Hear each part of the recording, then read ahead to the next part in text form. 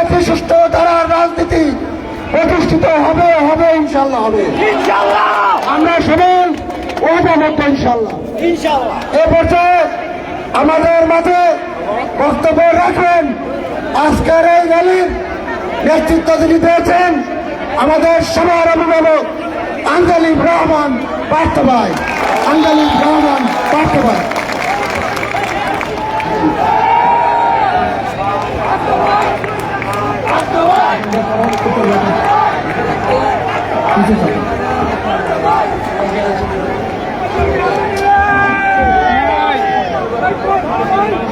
বিসমিল্লাহির রহমানির রহিম। সবাইকে আসসালামু আলাইকুম। আমার প্রিয় নেতা কর্মীরা, সবাইকে বিজয় দিবসের অনেক অনেক শুভেচ্ছা। ভাইয়েরা আমার,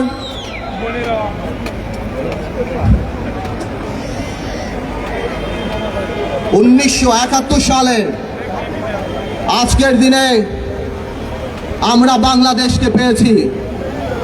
আমি শ্রদ্ধার সাথে স্মরণ করি 30 লক্ষ শহীদকে, যারা মুক্তিযুদ্ধে জীবন দিয়েছেন, রণাঙ্গনের মুক্তিযোদ্ধাদের, যারা নিজের জীবন বাঁচিয়ে রেখে আমাদের এই প্রজন্মকে এই বাংলাদেশকে উপহার দিয়েছেন।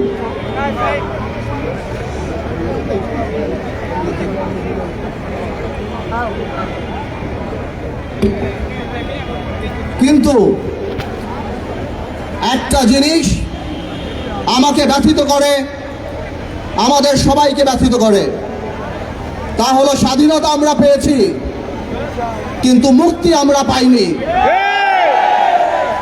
আমার কষ্ট লাগে যখন আমার আগের প্রজন্ম যারা স্বাধীনতা যুদ্ধে জীবন বাজি রেখে যুদ্ধে অংশগ্রহণ করেছিল, তাদের মধ্যে অনেককেই আমরা পরবর্তীতে রাজনীতিতে এসে অনেক ধরনের অনৈতিক কার্যক্রমে ঢুকে যেতে দেখেছি, যাতে আমাদের লজ্জা লাগে। তাতে এখনো আমার গা শিউরে উঠে, ওই রক্ত দেখে এখনো আমার রাতে ভয় লাগে। ভাইয়ারা আমার, আগের প্রজন্মের সমালোচনায় আমি যাব না, তারপরও আমি বিশ্বাস করি তাদের আত্মত্যাগ আমাদের আত্মত্যাগের চেয়ে অনেক বেশি। তাদের আত্মত্যাগের কারণেই আজকে আমি আমার সন্তানকে বলতে পারি যে বাবা, আজকে এই তোমার দেশ, এটা হলো বাংলাদেশ, এই আমার দেশ, এই আমার মানচিত্র। ভাইয়েরা আমার, এই 5ই আগস্টের পরে আমি 5ই আগস্টকে মুক্তিযুদ্ধের সাথে তুলনা করি না, তবে আমি মুক্তির আন্দোলনের সাথে যদিও তুলনা করি। আমাদের নতুন করে ভাবতে হবে। আজকের নতুন সরকার, তারা বলে সংস্কারের কথা। ভাইয়েরা আমার, আমি পরিষ্কার করে বলে দিতে চাই, ভালো মানুষ রাজনীতিতে না আসলে কোনো সংস্কার করেই কোনো লাভ হবে না। গত 50টি বছর বাংলাদেশের রাজনীতি এমন পর্যায়ে চলে গিয়েছে যে এই দেশের শিক্ষিত, মেহনতি, ভালো, দেশপ্রেমিক মানুষ রাজনীতি থেকে দূরে সরে গিয়েছে।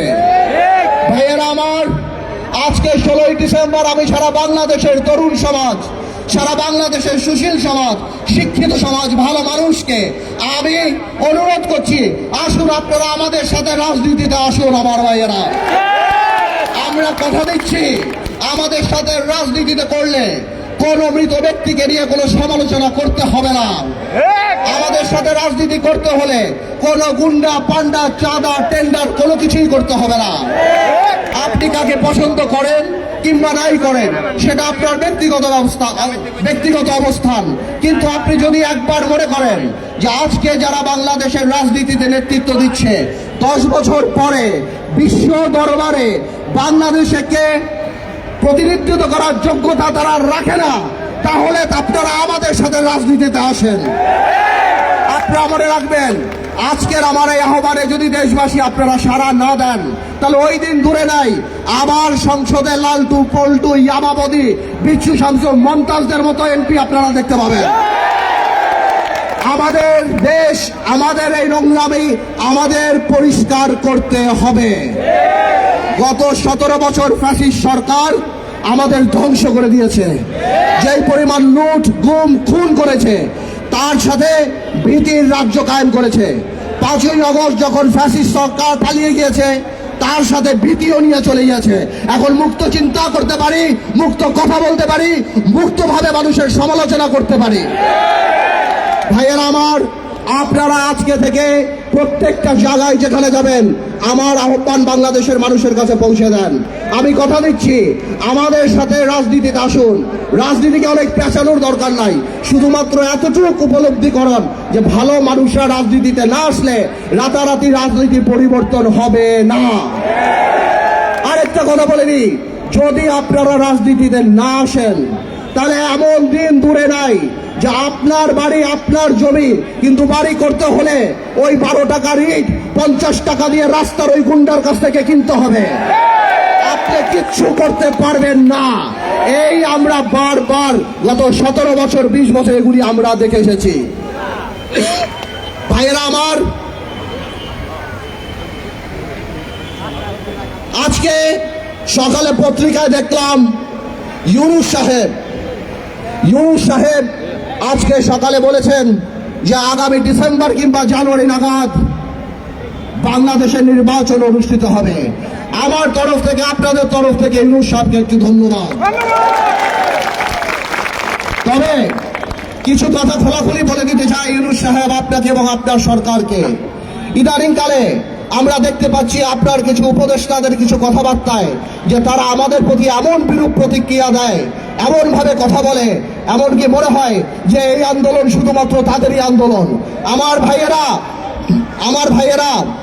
তোমরা আমার যে বয়সে ছোট, আমি তুমি করেই বলি, সরকার নামানো আর সরকার চালানো এক কথা না। ভাইয়েরা, তোমাদের মনে রাখতে হবে, তোমরা হয়তো 10 বলে 20 রান করেছো, কিন্তু 180 রান বাংলাদেশের মানুষ করেছে 17 বছর। তোমাদের এই অশ্রদ্ধা, তোমাদের এই কথা বলার ধরন দেখে আমাদের মনে হয় যে তোমাদের মধ্যে ইচ্ছা, আশা, আকাঙ্ক্ষা জেগেছে যে তোমরা নির্বাচনে করে এই সরকারে থাকবা। আমার কোনো অসুবিধা নাই, তোমরা দল করো, তোমরা নির্বাচন করো, কিন্তু কোন দলকে ক্ষমতায় আনার জন্য নির্বাচনকে কোনোভাবে বিলম্বিত করা যাবে না। বাংলাদেশের মানুষ 17 বছর ভোট দেয় নাই। আমরা জনগণের কথা বলি, তোমরা যদি কোনোভাবেও এই সরকারকে প্রভাবিত করার চেষ্টা করো নির্বাচন বিলম্বিত করার জন্য, তাহলে মনে রাখতে হবে যে তোমরা সাধারণ মানুষের বিরুদ্ধে অবস্থান করছো। আর সাধারণ মানুষের বিরুদ্ধে অবস্থান করলে আমার ভাইয়ের একটা কথা পরিষ্কার, শেখ হাসিনা বা আওয়ামী লীগ সরকারের কিন্তু 17 বছরে মাথা খারাপ হয়ে গেছে। তোমাদের মাথা খারাপ হতে 17 মিনিট সময় লাগবে না ভাই। আমরা তোমাদেরকে সহযোগিতা করতে চাই, আমরা উন্নয়নমুখী, আমরা সংস্কারমুখী একটা নির্বাচন চাই, যে নির্বাচনমুখী একটা সংস্কার চাই, যাতে করে মানুষ তার ভোট দিয়ে যেতে পারে। আমরা 17 বছর আওয়ামী দুঃশাসনের কথা ভুলি নাই। আমাদের এখনো মনে পড়ে 3টা ভোট কিভাবে তারা মানুষের গলায় পাড়া দিয়ে গণতন্ত্রকে হত্যা করে তারা সেখানে এক জায়গায় বসেছিল। ভাইয়েরা আমার, আরেকটা কথা না বললেই না, এই সরকার যেহেতু আজকের বক্তব্যের পর দৃশ্যমান বা প্রতীয়মান যে এই সরকার হয়তো আরো 1 বছর থাকবে, সরকারকে আমরা অনুরোধ করব আপনারা সাধারণ মানুষের কথা চিন্তা করেন। ইউনূস সাহেব, অর্থনীতি আর রাজনীতি এক জিনিস না। অর্থনীতিতে 2 আর 2 4 হয়, রাজনীতিতে 2 আর 2 22 হয়। ইউনূস সাহেব, আপনি আপনার উপদেশটা একবার বাজারে যেয়ে দেখেন, সাধারণ মানুষের না বিশ্বাস উঠে গিয়েছে। জিনিসপত্রের যে দাম, মানুষ বাবা সন্তানদের সাথে ভাত খেতে লজ্জা পায়, বাজারে গেলে মানুষ লজ্জা পায়। ইউনূস সাহেব, আমি বারবার বলেছিলাম আপনাকে জনসম্পৃক্ত কিছু উপদেষ্টা রাখুন। আজকে এখানে যারা বসা, কেউ বাণিজ্য মন্ত্রীর নামও বলতে পারে না। ইউনূস সাহেব, এভাবে করে আপনি হয়তো থাকতে পারেন, কিন্তু আপনার কিন্তু মানুষের কিন্তু ক্ষোভ আপনার উপরে বেড়ে যাবে। আজকে ব্যবসায়ীদের সাথে কথা বলেন, ব্যবসায়ীরা গোপনে আমাদেরকে বলে তাদের অবস্থা এত খারাপ, তাদের ব্যবসা বাণিজ্য হচ্ছে না। গার্মেন্টসের কর্মীদের এই অবস্থা যে কেউ চিন্তা করতে পারে যে কোনো সময় ফ্যাক্টরি বন্ধ হয়ে যেতে পারে। আপনি ব্যবসায়ীদের সাথে বসেন। ইউনূস সাহেব, মনে রাখবেন, আপনারা কাজ করেন, কিন্তু পলিথিন বন্ধ করা, হর্ন বাজানো, গ্লাস সরায়া প্লাস্টিকের মগ রাখা, এইসব আপনাদের কাজ না। আপনারা ঠিক করেন আপনারা কি কাজ করবেন। আমরা কথা দিচ্ছি, আমাদের সকল সহযোগিতা আপনারা পাবেন। আরেকটা কথা বিশ্বাস না বললেই না, এখনো আমরা দেখি আওয়ামী শাসন আমলের দুর্নীতিবাজরা ঘুরে বেড়াচ্ছে। আপনি দরবেশ, সালমান রহমানকে অ্যারেস্ট করেছেন, এই জন্য আপনাকে আমরা সাধুবাদ জানাই। কিন্তু সামিটের আজিজ খানকে আপনি এখনো ধরতে পারেন নাই, সালামের মতো মানুষকে এখনো ধরতে পারেন নাই। আমরা শুনি তারা নাকি বীর দর্পণে বিদেশে ঘুরে বেড়ায়। আপনি এখানে আসছেন, সারা বাংলাদেশে সারা পৃথিবীতে 8-10টা মানুষ থাকলেও আপনার প্রোফাইল সবচেয়ে বড়, আপনি সেটা ব্যবহার করেন, তাদেরকে দেশে নিয়ে আসেন। বাংলাদেশের মানুষ দেখতে চায় এই অর্থনৈতিক রাষ্ট্রদ্রোহিতা যাদের, তাদের বাংলাদেশের মাটিতে ফাঁসি হচ্ছে। যারা বাংলাদেশের মানুষের লক্ষ কোটি টাকা চুরি করে বিদেশে পাচার করছে, আর এই দেশের মানুষ ব্যাংকে টাকা উঠাতে পারবে নাকি সেই নিয়ে চিন্তিত থাকে, তাদের বিচার করতে হবে। এখনো যারা পালিয়ে গিয়েছে, ইউনূস সাহেব, আমি জিজ্ঞেস করতে চাই, কেন তাদের সম্পত্তি আপনি ক্রয় করছেন না?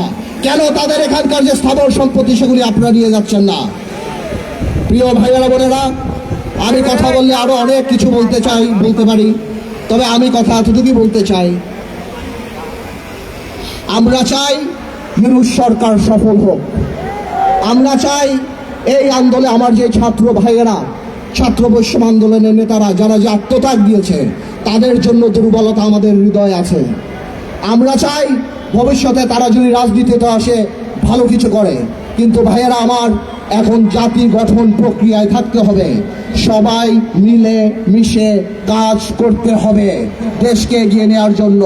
50 বছরে আমরা যেভাবে পিছিয়ে গিয়েছি, আজকে বিজয় দিবস, একটা রাজনৈতিক দল গত 17 বছরে শুধুমাত্র পুরো স্বাধীনতা একটা মহানায়ককেই দায়িত্ব দিয়েছে, আর কারো দায়িত্ব দেয় নাই। শহীদ রাষ্ট্রপতি জিয়াউর রহমান থেকে আরম্ভ করে, তাজউদ্দিন সাহেব থেকে আরম্ভ করে, অন্য কারো কোনো ক্রেডিট এই সরকার দেয় নাই।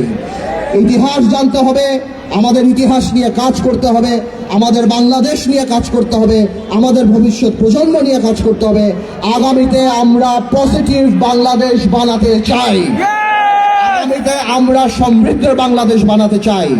আমাদের মাথায় রাখতে হবে 5 তারিখ, 5ই আগস্ট এবং 16ই ডিসেম্বরকে আমরা সিম্বল অফ ফ্রিডম হিসাবে নেব, হেট্রেড না। সেটা নিয়ে আমরা সামনের দিকে এগিয়ে যাব। ভাইয়েরা আমার, একটু পরে মাগরিবের আজান দেবে, আমি বেশি সময় নিব না। আমি ধন্যবাদ জানাচ্ছি আমার সকল স্তরের নেতাকর্মীদের, আমি ধন্যবাদ জানাচ্ছি মিডিয়ার ভাইদের, আমি ধন্যবাদ জানাচ্ছি আমার এই মঞ্চে উপস্থিত যারা আছে, জুয়েল, ইলিয়াস, সাইফুল সহ, হারুন আছে, আরো সহ অনেকেই আছে, আমি সবাই নাম নিচ্ছি না, যাদের অবিরাম কষ্টে এই ধরনের একটা প্রোগ্রাম আজকে আমরা করতে পেরেছি, এই বিশাল একটা মিছিলের আমরা আয়োজন করতে পেরেছি। আর সর্বশেষ আমি একটা কথাই বলবো, আসুন আপনারা আমাদের সাথে কাজ করুন, আমরা দেশ গড়ার কাজে কাজ করি। আসুন আমরা সবাই মিলে বাংলাদেশকে গড়ি। তোমার দেশ, আমার দেশ, বাংলাদেশ, বাংলাদেশ। আল্লাহ হাফেজ, সবাই ভালো থাকবেন।